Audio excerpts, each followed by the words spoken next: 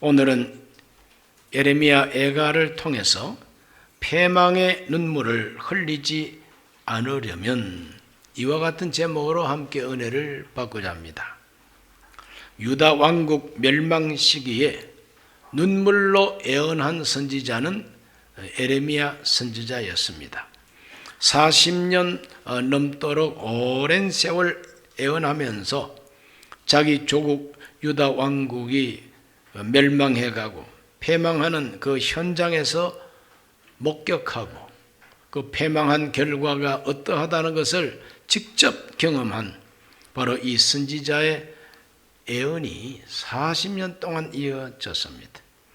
BC 587년 5월 9일 바벨론 제국에 의해서 유다 왕국은 완전히 멸망되었습니다. 패망했습니다. 지금부터 약 한 2600년 전의 역사인 것입니다. 폐허가 된 예루살렘, 수많은 사람이 도륙당하고 포로로 끌려가 버리고 성전은 무너지고 성벽도 불타버리고 무너져버리고 정말 황폐한 그 예루살렘을 돌아보면서 흐르는 눈물을 주체할 수가 없고 망해버린 조국을 비통하게 생각하면서 기록한 그 예가, 즉 조가와 같은 노래가 예레미야 애가입니다. 애가라고 하는 것은 슬픔의 노래인 것입니다. 장례를 치를 때에 돌아가신 분들을 추모하면서 부르는 노래를 조가라 그럽니다. 이 돌아가신 분을 안타까워하면서 부르는 노래가 조가입니다. 그러므로 예레미야 애가라고 하는 이 성경은 유다 왕국이 죽어버렸기 때문에 죽어버린 왕국에 대한 슬픔을, 애통함을 노래하는 조가와도 같은 역할을 하고 있는 겁니다.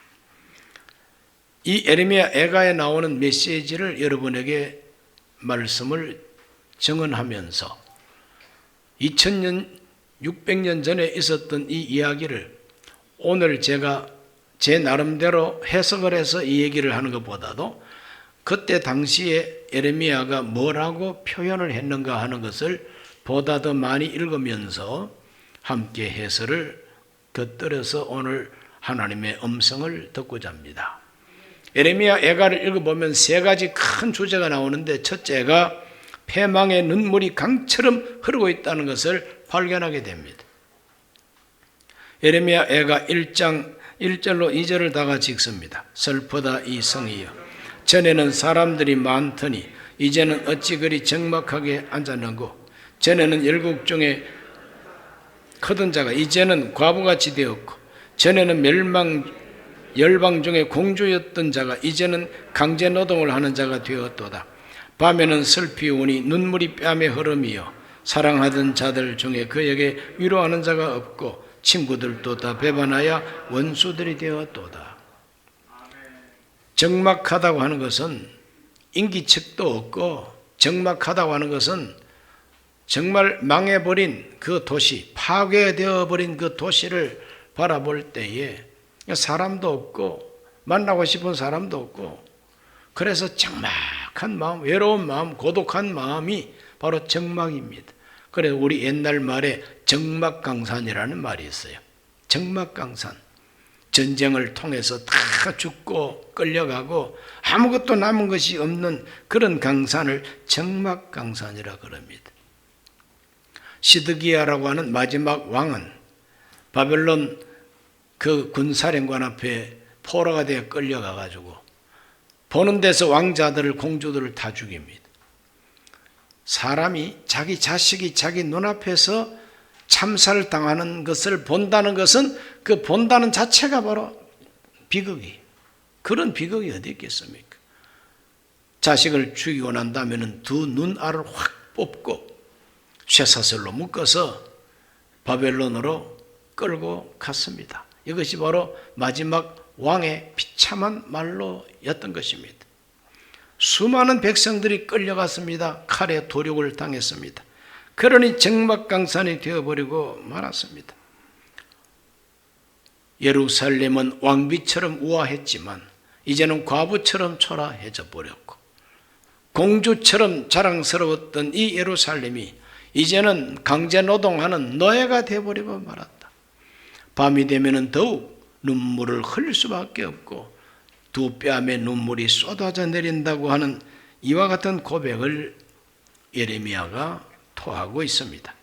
예레미야 2장 11절로 12절을 다 같이 읽어봅니다. 내 눈이 눈물에 상하며 내 창자가 끊어지며 내 간이 땅에 쏟아졌으니 이는 딸 내 백성이 패망하여 어린 자녀와 젖 먹는 아이들이 성읍 길거리에 기절하며로다. 그들이 성읍 길거리에서 상한 자처럼 기절하여 그의 어머니의 품에서 혼이 떠날 때 어머니들에게 이르기를 곡식과 포도주가 어디 있느냐 하도다. 전쟁터에서 기근과 굶주림인 것입니다. 그러므로 어린 아이들이 길거리에 버려져서 고아가 되고 누가 거두어주는 사람도 없고 밥 주는 사람도 없고 혹시라도 자기 어머니가 아직까지 살아있다 하더라도 먹을 것이 없어서 굶어서 죽습니다. 굶어 죽어가는 자식을 안고 있는 어머니의 심정이 예레미야의 심정이에요. 세상에 이것보다 더 비참한 것은 없죠. 이것이 바로 유다 왕국의 멸망했을 직후의 모습인 것입니다. 자, 예레미야 4장 3절과 4절을 한번 읽어봅니다. 들깨들도 젖을 주어 그들의 새끼를 먹이나 딸 내 백성은 잔인하여 마치 광야의 타조 같도다. 젖먹이가 목말라서 혀가 입천장에 붙으며 어린 아이들이 떡을 구하나 떼어줄 사람이 없도다. 돌아다니는 개들도 자기 새끼를 먹입니다. 그러나 유다 왕국 멸망한 다음 그 백성들은 먹일 것이 없어요. 먹일 것이 없어요. 혀가 입천장에 붙어버렸다 그랬어요. 너무 목이 마르니까. 그래서 목이 말라서 입천장에 혀가 붙어 죽어가는 이 자식들을 보는 이 비참한 이 심정, 이것을 노래하고 있습니다. 아름다운 노래가 아니죠. 비참한 노래죠. 그리고 애가 5장 11절로 12절을 다 같이 읽어봅니다. 대적들이 시온에서 부녀들을 유다 각 성읍에서 처녀들을 욕보였나이다. 지도자들은 그들의 손에 매달리고 장로들의 얼굴도 존경을 받지 못하나이다. 참 비참한 고백입니다. 예루살렘에서 귀 부인들이 다 겁탈을 당하고 온 유다 성읍들마다 처녀들이 다 욕을 당했으니 이것은 전쟁터에서 나타나는 성폭력의 죄악입니다. 성폭력을 당하는 거예요. 고대 사회일수록 성폭력이 심했고 20세기에도 전쟁터에서 성폭력이 심했습니다. 히틀러가 자살하고 독일이 망하고 베를린이 소련군에게 정복당할 때 쳐들어온 소련군들이 무참하게 죽이고 베를린의 수많은 여성들을 겁탈하고 강간했습니다. 그때 강간당한 한 소녀가 있었는데 이 여자아이가 자라서 독일 수상의 부인이 됩니다. 독일 수상의 부인 퍼스트 레이디가 되었지만 그러나 과거에 당한 그 성폭력 때문에 그 트라우마가 그 마음을 짓눌러서 그는 자살해버리고 말았습니다. 비극이죠. 전쟁터에는 언제나 기근과 죽음과 성폭력과 포로로 끌려가서 노예가 되는 이것이 바로 전쟁 문화요 전쟁의 결과인 것입니다. 예레미야는 바로 이와 같은 정말 적막한 예루살렘에 서서 그와 같은 전쟁의 결과를 피눈물을 쏟고 간이 쏟아진다는 표현을 하고 창자가 끊어진다는 표현으로 슬피 울며 애통하는 애가를 쓰게 된 것입니다. 그렇다면 두 번째로 애가에서 발견하는 주제는 왜 이와 같이 되었는가? 패망의 원인을 말하고 있습니다. 이와 같이 철저하게 패망한 원인이 무엇이냐? 1장 5절을 다 같이 한번 읽어보겠습니다. 그의 대적들이 머리가 되고 그의 원수들이 형통함은 그의 죄가 많음으로 야훼께서 그를 곤고하게 하셨습니다. 어린 자녀들이 대적에게 사로잡혔도다 그랬어요. 그들이 죄가 많아서 그렇게 되었다고 성경은 분명히 말하고 있습니다. 원수들이 예루살렘의 우두머리가 되어버렸다. 그의 죄가 많음으로 야훼께서 곤고하게 하셨음이로다 그랬어요. 그 무서운 멸망과 패망은 하나님의 손에 의해서 왔다는 거예요. 왜? 죄 때문에. 1장 8절 들고 봅니다. 예루살렘이 크게 범죄함으로 조속거리가 되었으니 전에 그에게 영광을 돌리던 모든 사람이 그의 벗어섬을 보고 업신여김이여 그는 탄식하며 물러가는도다 그랬어요. 예루살렘의 죄 크게 범죄했다 그랬어요. 예루살렘이 크게 범죄함으로 하나님께서 조속거리가 되게 해버렸다. 조롱거리가 되게 해버렸다. 많은 사람들이 그를 보고 혀를 내두르면서 탄식하고 업신여기고 돌아간다 그랬어요. 업신여김을 받습니다. 오늘날도 마찬가지입니다. 우리 대한민국은 정말 2차 대전 이후에 신생 독립국가 가운데 최대의 성공을 거둔 나라라고 박수를 받고 영광을 받았습니다마는 지금 깔아앉고 있습니다. 만약에 우리가 패배해버리고 만약에 우리 대한민국이 망한다면 우리는 조롱거리가 되고 업신여김거리가 되버릴 수밖에 없습니다. 예루살렘이 유다 왕국이 이와 같이 조롱거리가 되어버리고 만 겁니다. 그 왜 그렇게 됐느냐? 그들의 죄 때문에 그렇게 됐다고 계속 말합니다. 또 하나 특별한 죄가 무엇이냐? 2장 14절을 읽어봅니다. 내 선지자들이 내게 대하여 헛되고 어리석은 묵시를 보았으므로 네 죄악을 드러내어서 네가 사로잡힌 것을 돌이키지 못하였도다. 그들이 거짓 경고와 미혹하게 할 것만 보았도다. 거짓된 것을 애언했다는 거죠. 헛된 것만 보았다는 거예요. 선지자의 사명은 백성을 돌이켜서 하나님의 진노를 받지 않도록 회개시키는 것이 선지자의 사명인데 그때 당시에 이 예루살렘 선지자들은 다 거짓 선지자들이 돼가지고 듣기 좋은 말만 하고 미혹하는 말만 하고 헛된 것을 보고 거짓된 묵시를 보고 백성들한테 거짓말했다는 거예요. 거짓말하는 헛된 것을 보는 이 선지자들 참 기가 막히죠. 그 선지자들의 모습에 대해서 예레미야 5장 30절과 31절에는 이렇게 표현하고 있습니다. 이 땅에 무섭고 놀라운 일이 있도다. 선지자들은 그 짓을 애언하며 제사장들은 자기 권력으로 다스리며 백성은 그것을 좋게 여기니 마지막에는 너희가 어찌하려느냐? 선지자들이 거짓 예언을 해도 그 거짓 예언 듣기 좋은 말만 하니까 듣기 좋다고 박수쳐. 좋다고. 이것을 선지자 예레미야는 뭐라고 표현합니까? 이 땅에 무섭고 놀라운 일이 있도다 그랬어요. 무섭고 놀라운 일이 뭡니까? 아주 무섭고 정말 이상한 일이 놀랍다는 것은 이상하다. 놀랍고 이상한 일이 무엇이냐?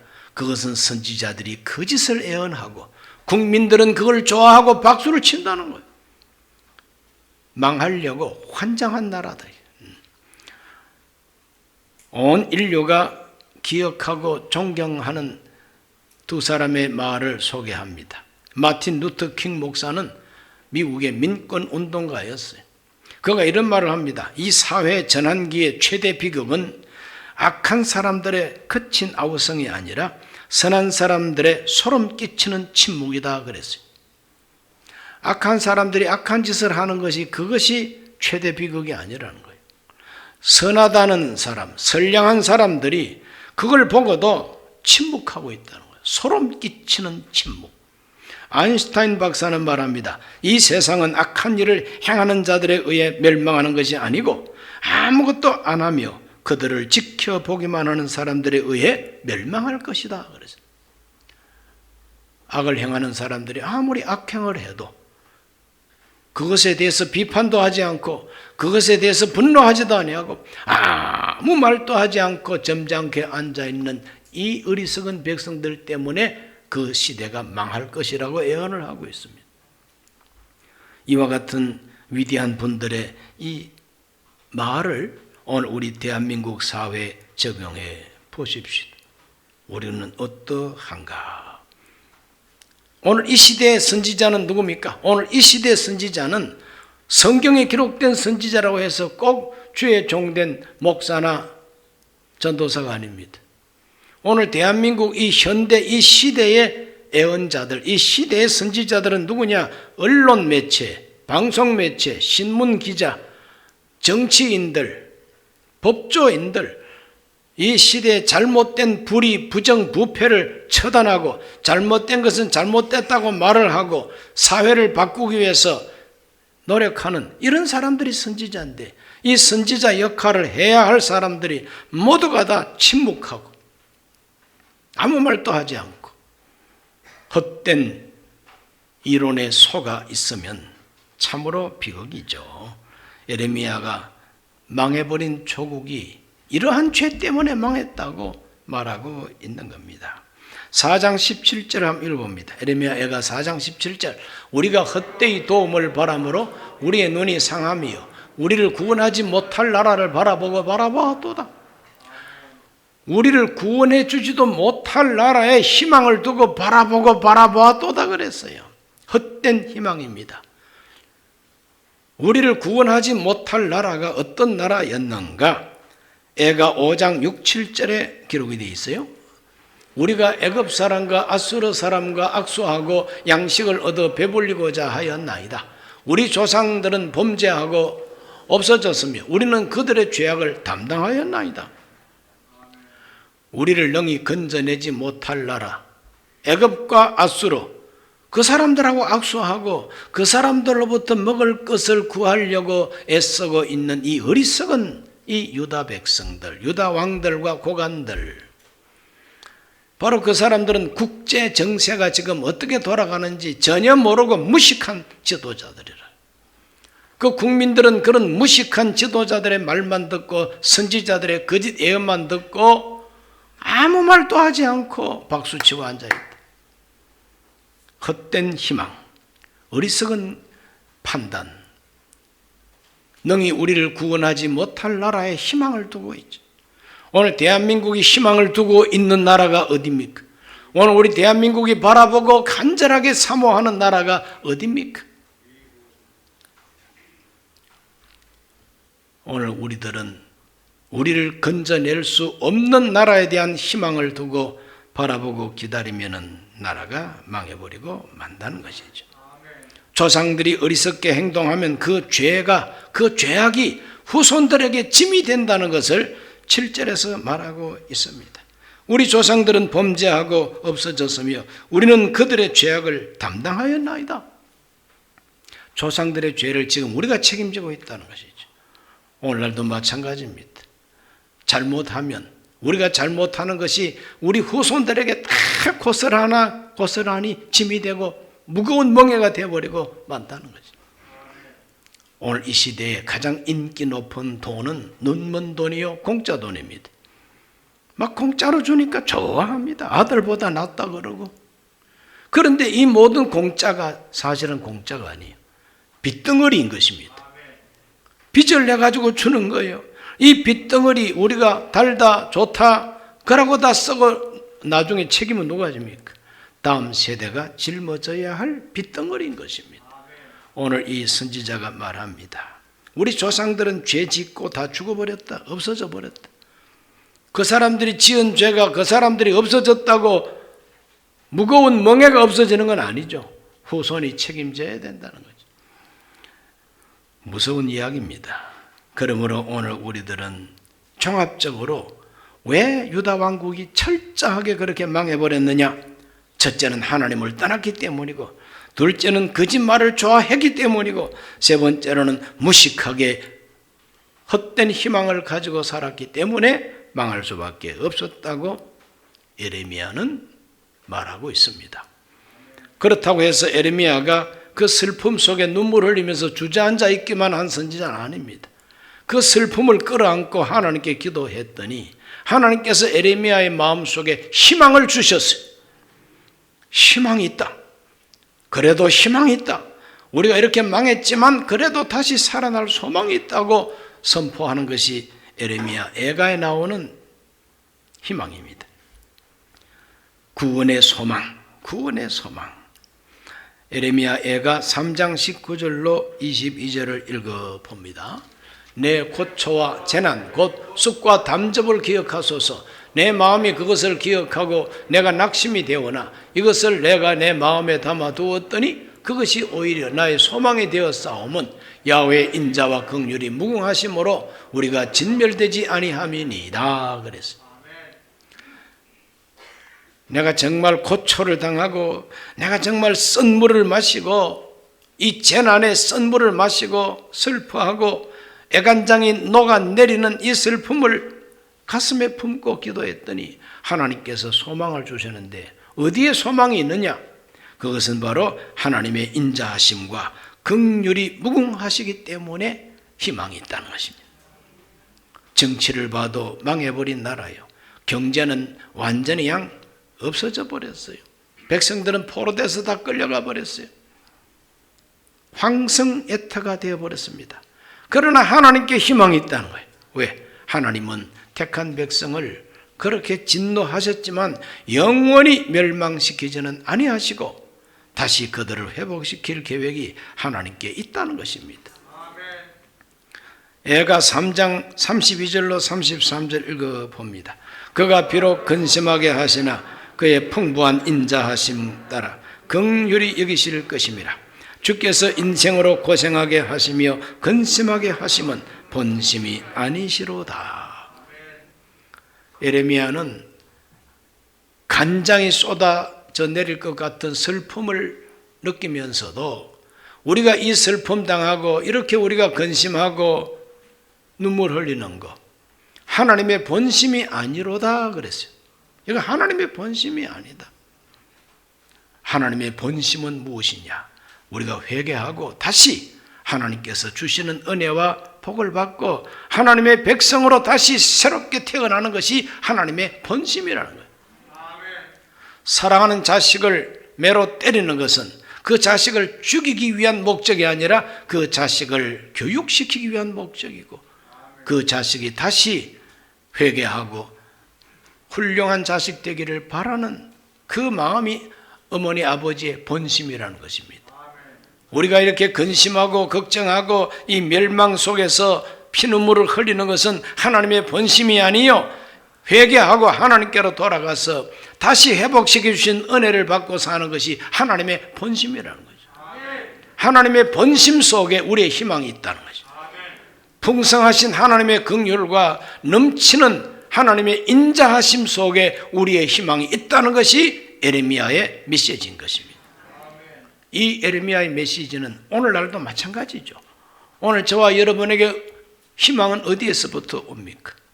어느 정치인이 우리에게 희망을 줍니까? 어느 경제인이 우리에게 희망을 줍니까? 우리에게 희망을 주는 것은 우리를 사랑하시는 하나님 사랑 안에 희망이 있다는 것입니다. 넘치는 하나님의 무궁한 그 긍휼 속에 우리의 희망이 있다. 하나님의 본심이다. 하나님이 세상을 이처럼 사랑하사 독생자를 주셨으니 왜 주셨느냐? 누구든지 저를 믿는 자마다 멸망하지 아니하고 영생을 얻게 하는 것이 하나님의 본심이라는 거예요. 예수 그리스도는 하나님의 본심이 나타난 겁니다. 십자가의 복음은 하나님의 본심이 나타난 겁니다. 에레미야는 이와 같이 하나님의 본심에 희망을 두고 그 하나님의 긍휼과 그 인자하심을 우리가 받으려면 어떻게 해야 되겠느냐? 돌아가야 된다고 말합니다. 애가 3장 40절과 41절 읽습니다. 우리가 스스로 우리의 행위를 조사하고 야훼께로 돌아가자. 우리 마음과 손을 아울러 하늘에 계신 하나님께 들자 그랬어요. 하나님께로 돌아가야 된다. 그냥 돌아가면 되는 것이 아니라 우리 행위를 조사하고 돌아가자. 조사한다 이 말은 따져보고 계산해보고 자세하게 한번 알아보고 뭐가 잘못됐는지 하나님께 잘못된 것을 고백하고 그 다음에는 하나님께 손들고 돌아가야 된다는 것입니다. 오늘 저와 여러분은 우리 자신을 조사할 줄 알아야 됩니다. 날마다 우리 자신을 조사할 줄 알아야 돼요. 조사할 때 대충 조사하면 안 돼. 하나님 말씀으로 철저하게 내 자신을 조사해 보는 것, 그걸 가리켜서 성찰이라는 말로도 표현합니다. 자기를 성찰해보라. 자기를 반성해보라. 깊이 생각해서 내가 무엇이 잘못됐고 내가 어떠한 하나님의 말씀을 거역하고 있는지 자기를 조사해야 된다는 거예요. 그 조사한 결과를 가지고 하나님, 제가 잘못됐습니다. 제가 이것 범죄했습니다. 그리고 마음과 손을 들고 하나님께로 돌아가자고 여기서 말하고 있습니다. 오늘 우리 모두가 마음과 손을 들고 하나님께로 돌아갈 수 있으시기를 바랍니다. 하나님께 손 들고 돌아가야 희망이 있고 하나님께 손 들고 돌아가야 다시 구원이 있다는 것을 예레미야는 강조합니다. 애가 5장 1절을 읽어봅니다. 야훼여, 우리가 당한 것을 기억하시고 우리가 받은 치욕을 살펴보옵소서. 이건 기도입니다. 하나님 앞에 범죄하고 하나님께서 내리치시는 매를 우리가 지금 이렇게 정말 감당하고 있습니다. 우리의 모습을 고백하고 5장 19절로 21절까지 야훼여, 주는 영원히 계시오며 주의 보좌는 대대에 일어나이다. 주께서 짜야 우리를 영원히 잊으시오며 우리를 이같이 오래 버리시나이까. 야훼여, 우리를 주께로 돌이키게 하옵소서. 그리하시면 우리가 주께로 돌아가겠사오니 우리의 날들을 다시 새롭게 하사 옛적 같게 하옵소서. 기도입니다. 하나님께 손들고 가서 기도하는 것입니다. 영원하신 하나님, 그 인자하심이 영원하고 그 사랑이 영원하신 하나님, 우리를 영원히 버려두시겠습니까? 버려두지 않는다는 거죠. 그러므로 하나님, 우리를 돌이키게 해 주옵소서. 우리를 주님께로 돌이키게 하여 주옵소서. 그리하시면 우리가 주님께로 돌아가겠나이다. 주님께로 돌아가는 우리를 새롭게 하여 주시고 옛날의 영광을 회복시켜 주옵소서. 옛적같이 되게 하여 주옵소서. 오늘 저와 여러분이 회복해야 될 우리의 옛적은 무엇입니까? 영원히 잘땐같이 범창아 잘 때고 강건해지는 것이 우리의 옛적입니다. 유다 백성들의 옛적은 언제입니까? 다윗과 솔로몬 시대입니다. 하나님 잘 섬겼을 때에 그들은 얼마나 복받고 부강한 나라가 됐습니까? 그러므로 하나님, 우리를 돌이키게 하여 주셔서 우리를 새롭게 하여 주셔서 다시 옛날을 회복시켜 주옵소서. 이 기도가 피눈물을 흘리면서 올리는 예레미야의 기도입니다. 2600년 전에 자기 나라가 멸망한 그 폐허에서 하나님 앞에 깨닫고 슬픈 노래를 짓고 슬픈 노래를 부르며 결국에는 희망을 향해서 기도하는 선지자를 우리가 만나게 됩니다. 2600년 전의 이야기와 오늘 2020년 전에 우리 대한민국이 무슨 관계가 있습니까? 그러나 이 말씀은 하나님의 말씀이기 때문에 이 이야기를 통하여 우리에게 주시는 하나님의 메시지가 있고 이 애가를 통해서 주시는 하나님의 진리가 있음을 믿으시기를 바랍니다. 우리도 우리 자신을 엄밀하게 조사해야 됩니다. 회개해야 됩니다. 마음과 손을 들고 하나님께로 돌아가야만 됩니다. 기도해야만 됩니다. 회복시켜 주시기를 기도해야 됩니다. 하나님은 구원해 주실 것입니다. 기도하겠습니다. 살아계신 아버지 하나님, 마음과 손을 들고 하나님께로 돌아오는 유다 백성을 하나님은 멸시하지 아니하시고 포로 생활 70년 후에 하나님은 그들을 다시 회복시켜 주셨습니다. 예수 그리스도를 통하여 하나님께 손들고 나오는 사람마다 하나님은 영생을 주시고 천국을 주십니다. 오늘 우리 모두는 2600년 전 선지자의 그 애통을 기억하게 하여 주옵시고 피눈물 흐르는 패망의 눈물을 흘리지 않게 하여 우리가 어떻게 해야 될 것인가를 알게 하여 주옵소서. 서둘러서 자기 자신을 조사하고 회개하고 손들고 하나님께로 나아가서 용서받게 하여 주옵시고 회복받게 해 주옵소서. 예수님 이름으로 기도하옵나이다. 아멘.